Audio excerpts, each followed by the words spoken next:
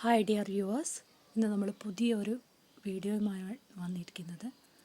അതായത് government related ആയിട്ടുള്ള ഒരു കോൺട്രാക്ട് ബേസ് ചെയ്തിട്ടുള്ള ഒരു ജോബ് വേക്കൻസിയാണ് ഇവിടെ നമുക്ക് കാണാൻ പറ്റുന്നത്. അതായത് KSRTC സ്വിഫ്റ്റിൽ ഡ്രൈവർ കം കണ്ടക്ടർ തസ്തികയിലേക്ക് അപേക്ഷകൾ ക്ഷണിക്കുന്നുണ്ട്. കരാർ നിയമനമാണ്.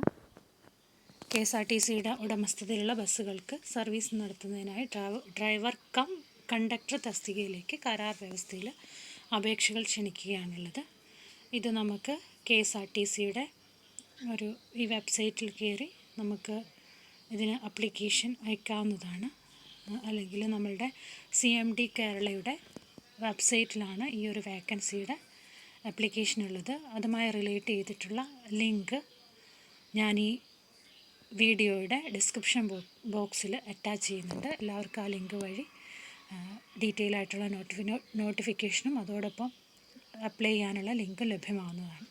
ഇവിടെ എന്തെന്ന് വെച്ചാൽ നമുക്കൊരു ഈ വേക്കൻസി അപ്ലൈ ചെയ്യുമ്പോൾ എന്ന് വെച്ചാൽ ഫസ്റ്റ് നമുക്ക് ജോലി ചെയ്യുന്നത് ഒരു കരാർ വ്യവസ്ഥയിലായിരിക്കും. അതുപോലെ തന്നെ 30,000 രൂപയുടെ ഒരു സെക്യൂരിറ്റി ഡിപ്പോസിറ്റ് നമ്മൾ ഫസ്റ്റ് നൽകേണ്ടതാണ്. ആ ഒരു സെക്യൂരിറ്റി ഡിപ്പോസിറ്റ് നമ്മൾ എപ്പോഴാണോ അവിടുന്ന് കരാർ കംപ്ലീറ്റ് ചെയ്ത് ഒന്നെങ്കിൽ 55 വയസ്സാകുക, അല്ലെങ്കിൽ അതിന് മുമ്പ് നമുക്ക് എപ്പോഴാണോ പിരിഞ്ഞു പോരാൻ തോന്നുന്നത് ആ സമയത്ത് 30,000 രൂപ നമുക്ക് തിരികെ ലഭിക്കുന്നതാണ്. അതുപോലെ തന്നെ നമ്മുടെ ഒരു യോഗ്യതയും അതുമായി റിലേറ്റ് ചെയ്തിട്ടുള്ള പ്രവൃത്തി പരിചയങ്ങളൊക്കെ ആവശ്യമാണ്. അത് ഹെവി ഡ്രൈവിംഗ് ലൈസൻസ് ഓരോരുത്തർക്കും ഉണ്ടായിരിക്കണം. അങ്ങനെയുള്ള കുറേ റൂൾസ് ആൻഡ് റെഗുലേഷൻസ് ഒക്കെ ഉണ്ട്. അതുപോലെ SSLC പാസ്സായിരിക്കണം. അങ്ങനെയുള്ള കുറേ റൂൾസ് ആൻഡ് റെഗുലേഷൻസ് ഉണ്ട്. ഏജ് ലിമിറ്റ് എന്ന് പറയുന്നത് 24-നും 55-നും ഇടയിലുള്ള വയസ്സ് ആയിരിക്കണം അവർക്ക് ഉണ്ടായിരിക്കേണ്ടത്. അങ്ങനെയുള്ള കുറേ കാര്യങ്ങൾ റൂൾസ് ആൻഡ് റെഗുലേഷൻസ് ഉണ്ട്.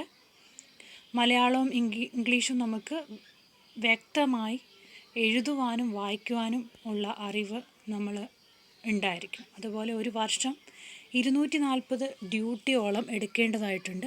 അതെടുക്കുവാനുള്ള ഒരു കാര്യക്ഷമതയും നമുക്ക് ഉണ്ടായിരിക്കേണ്ടതാണ്.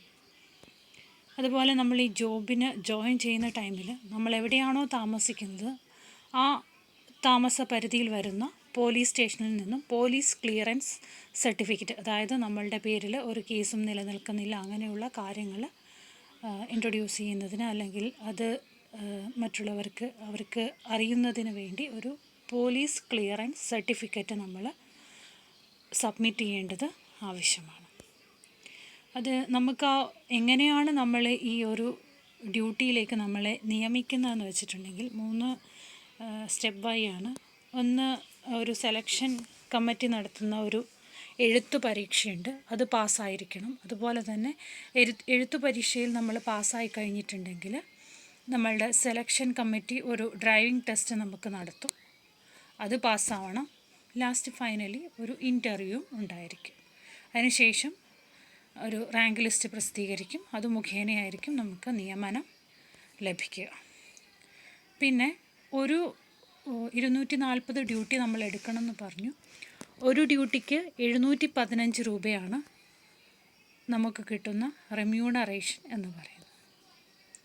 ഓക്കെ, അപ്പോൾ ഇത് ഒരു ഡ്രൈവിംഗ് അറിയുന്നവരെ സംബന്ധിച്ച് വളരെ നല്ലൊരു ഓപ്പർച്യൂണിറ്റിയാണ്. ഇതിൻ്റെ റൂൾസ് ആൻഡ് റെഗുലേഷൻസും ഇതുമായി ബന്ധപ്പെട്ട കാര്യങ്ങളൊക്കെ ഈ നോട്ടിഫിക്കേഷനിൽ ഉണ്ട്. അപ്പോൾ അത് നിങ്ങൾ ഡീറ്റെയിൽ ആയിട്ടൊന്ന് ചെക്ക് ചെയ്യുക, അതോടൊപ്പം അപ്ലൈ ചെയ്യുക. അപ്പം വളരെ നല്ലൊരു ഓപ്പർച്യൂണിറ്റിയാണ്. എല്ലാവരും ഈ ഒരു ഓപ്പർച്യൂണിറ്റി ഉപയോഗിക്കുക. അതുപോലെ നമുക്ക് PF, ESI തുടങ്ങിയ ആനുകൂല്യങ്ങളും നമ്മളുടെ ഈ ജോബ് നമുക്ക് ലഭിക്കുകയാണെങ്കിൽ നമുക്ക് കിട്ടുന്നതാണ്. അപ്പോൾ അതുകൊണ്ട് എല്ലാവരും കഴിയുന്നത്ര ആൾക്കാർക്ക് ഈ ഒരു ജോലി ലഭിക്കാനുള്ള ചാൻസ് ഉണ്ട്.